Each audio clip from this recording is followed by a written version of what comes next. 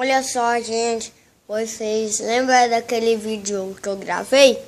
Daquele lá da armadilha? Ainda tem ele aqui, ninguém teve coragem de desativar.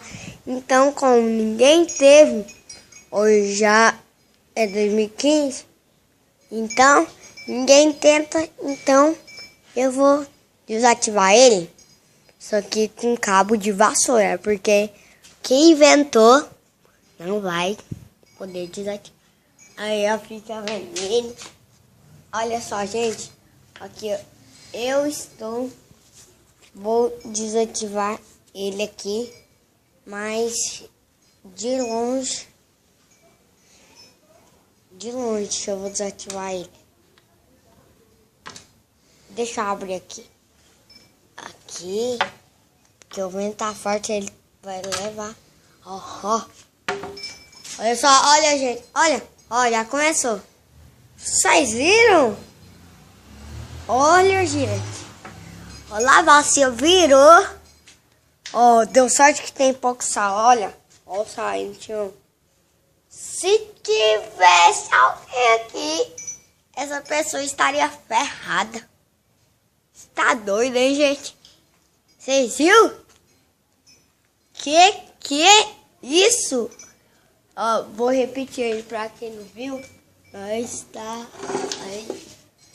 Ó, eu vou virar o negócio aqui de novo e vou fechar a porta. Deixa eu fechar.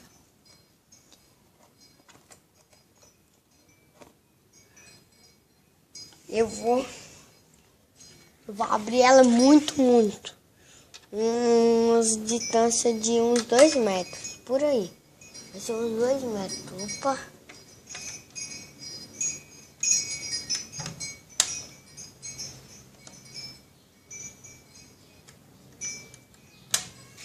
Aí, gente. Olha, ó. De novo, ó. Ó. Eu vou empurrar lá. Vocês vão ver, ó. Pra quem não viu. Olha só. Fica de olho, hein, gente.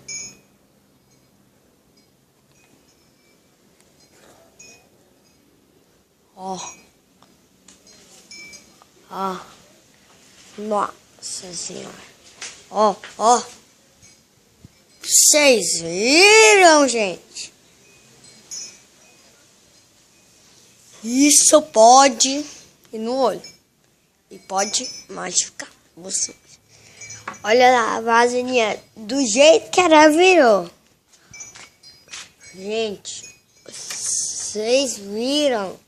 Vocês viram isso, gente? Vocês viram isso? Ó, replay. Ó, replay, ó. Ó. Presta atenção, ó, gente. Ó, replay. Olha lá, doido. Quem nunca teve coragem de fazer isso?